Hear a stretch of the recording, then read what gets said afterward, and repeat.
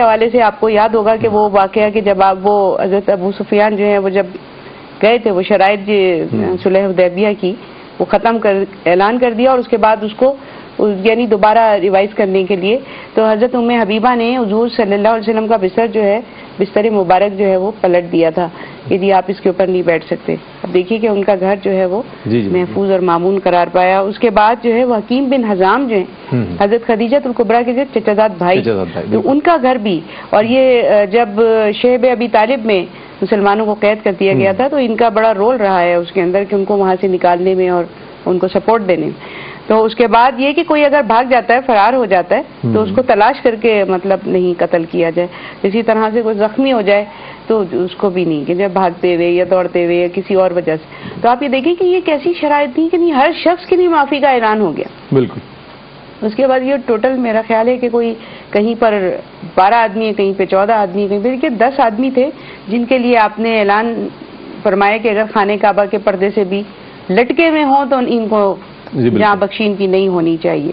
یہ اس میں بھی جو ساتھ تھے انہوں نے جو ہے وہ اسلام قبول کر لیا, اور کہیں یہ 11 تعداد لکھی تو اس میں 3 مرد اور 1 عورت جو ہے وہ قتل ہوتی, یعنی آخر میں کتنے رہ جاتے ہیں, کل 4 لوگ.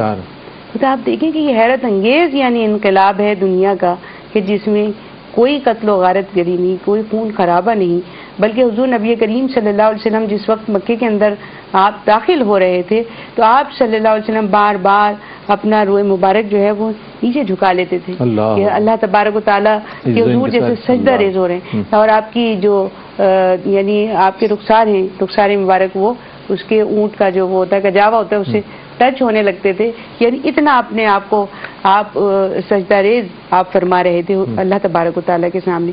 تو آپ دیکھیے کہ یہ وہ شخص ہے, یہ وہ ہستی ہے کہ جو کائنات کی کہنا چاہیے کہ مطلب انسانوں میں مخلوقات میں سب سے عظیم عظیم اور انبیاء کرام کے اندر سردار ہیں انبیاء کرام کی, لیکن اس کے باوجود آپ دیکھیے سب کو عام معافی کا اعلان ان لوگوں کے لیے کہ جنہوں نے تکلیفیں دی اور جنہوں نے اس جگہ سے آپ کو یعنی نکالنے کی آپ کو اور صحابہ کرام کو کوشش کی. ان تکلیفوں کا ذرا اندازہ کیجئے اور اس کے بعد میں عفو درگزر کے اس مظاہرے کو اگر ہم سامنے رکھیں.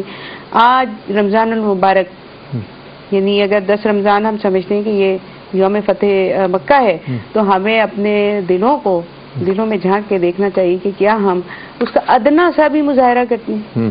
حضور نبی کریم صلی اللہ علیہ وسلم کے فالوورز ہونے کے اعتبار سے کیا ہم حضور صلی اللہ علیہ وسلم کی اتنی سی یعنی ایک کہنا چاہیے کہ بالکل ہی معمولی سی جو یعنی وہ ہے سنت ہے اس کو فالو کر رہے ہیں کہ نہیں کر رہے. یہ آج کے دن کا میرا خیال ہے کہ ہمارا پیغام چاہیے, اور جہاں تک کوشش کرنی چاہیے کہ ہم تلاش کریں کتابوں کے اندر, ہم بند کر کے نہ رکھیں اور ہم ان پر عمل کرنے کی کوشش کریں. یقیناً یہ کہا جا سکتا ہے یعنی تاریخ انسانی میں یہ ایک ایسی فتح ہے کہ جس کو کبھی فراموش نہیں کیا جا سکے گا. بالکل. اور نہ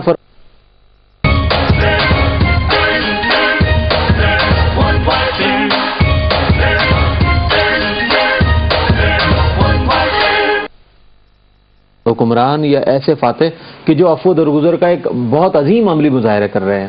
لیکن آج ہم یہ دیکھتے ہیں کہ اگر ہم کسی بات پر غلطی پر بھی ہوتے ہیں تو ہم اپنی طاقت کا مظاہرہ کرنے پر مصر ہوتے ہیں اور ہم کوشش کرتے ہیں کہ ہم اپنے سامنے والے اپنے مخاطب کو کسی بھی طرح سے مغلوب کر لیں اور اس پر اپنی طاقت کا اظہار کر دیں, خواہ ہم غلطی پر ہی ہوں. لیکن نبی مکرم علیہ الصلوۃ والسلام ایک فاتح کی حیثیت سے, جبکہ دیگر وہاں کے جو اہل مکہ تھے وہ تو مغلوب تھے, ان کے لیے تو آپ صلی اللہ علیہ وسلم جو سزا تجویز فرماتے وہ تو ملنا ہی تھی ان کو, لیکن آپ نے اتنا زیادہ ان کو وہ کر دیا کہ عفو درگزر کا مظاہرہ فرمایا. اور یہ بات ان کے ذہنوں میں تھی موجود کہ آپ کریموں کی اولاد ہیں, آپ کے والد کریم. بالکل. ہاں انت یعنی اخن کریم. ہاں بالکل. آپ نے اہل مکہ نے کہا یہ جب آپ صلی اللہ علیہ وسلم نے فرمایا کہ تمہیں معلوم ہے کہ میں تمہارے ساتھ کیا سلوک کرنے والا ہوں, تو آپ نے فرمایا کہ لا تثریب الیوم, آج تم سے کوئی معاوضہ نہیں ہوگا. فانتم طلقاء, آپ جو ہیں آزاد ہیں, یعنی آپ رہیں جیسے چاہیں رہیں, جس طرح چاہیں رہیں, آزاد ہیں بالکل. تو آپ دیکھیں کہ یہ بہت بڑی بات ہے, بہت بڑی بات. اس پر مزید آپ سے بات کریں گے. ناظرین, وقت ہوا ایک مختصر سے وقفے کا. وقفے کے بعد ہم آپ کی خدمت میں ایک بار پھر حاضر ہوں گے. مجھے امید ہے آپ ہمارے ساتھ رہیں گے.